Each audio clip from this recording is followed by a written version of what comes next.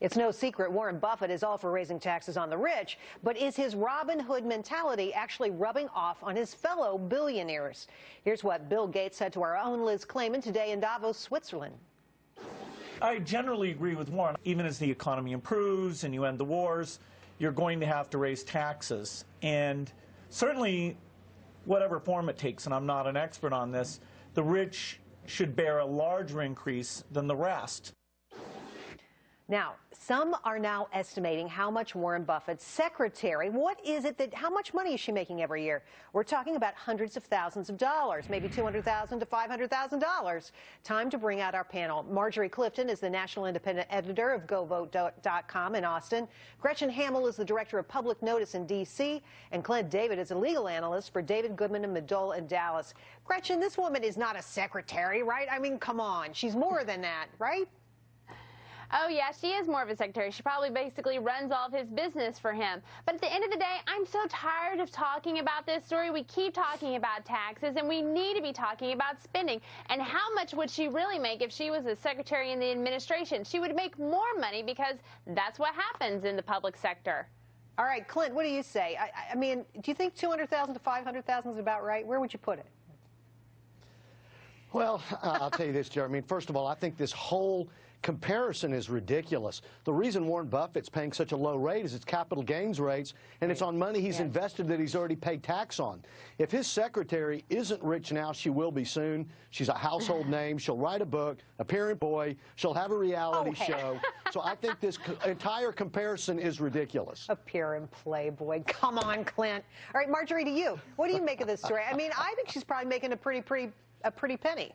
It's more than a secretary, really, at the end of the day. Right. I mean, I personally think teachers and secretaries should be making a heck of a lot more than they do, because they do important jobs for our children and for us. But I have to say, I don't think this debate is about how much she's making. I think it's about paying the fair share of taxes. And, you know, in comparison to Mitt Romney, if he were paying 25% of his income, you know, that would still be walking with over $16 million.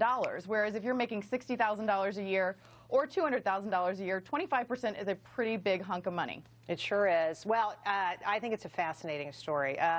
It's been a blowout quarter for Apple and its investors, but what about the workers overseas actually putting your iPads and your iPhones together? That's where they're made.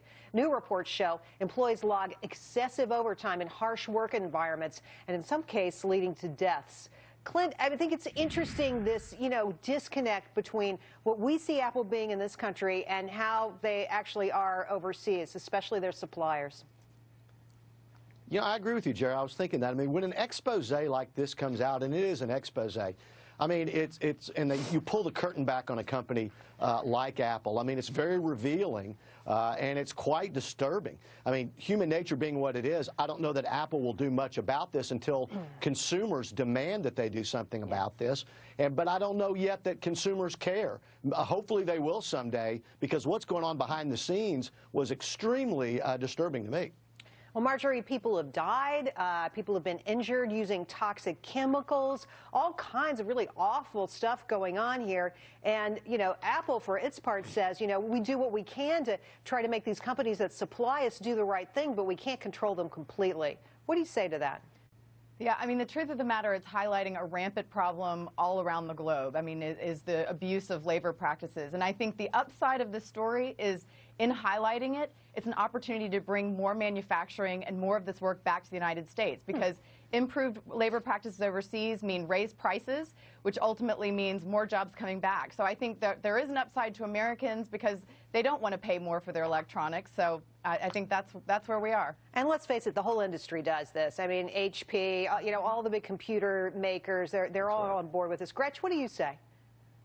Well, I think you have to look at the business environment that we've created here in the U.S., and we've forced a lot of these businesses to go overseas because of the regulations here.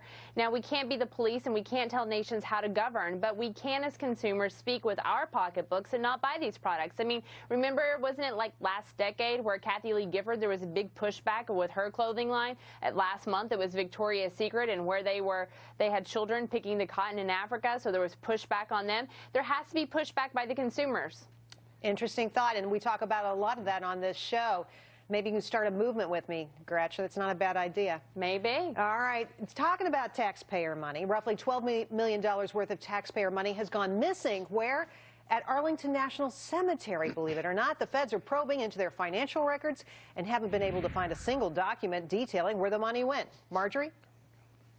This is really upsetting to me, especially coming from a family where my brother serves in the military, my grandfather served in the military, and these men and women who are giving of their time and service at least deserve a decent funeral and burial. So I think we need to get to the bottom of this, straighten it out, and really focus on doing this for the men and women who serve our country. Clint?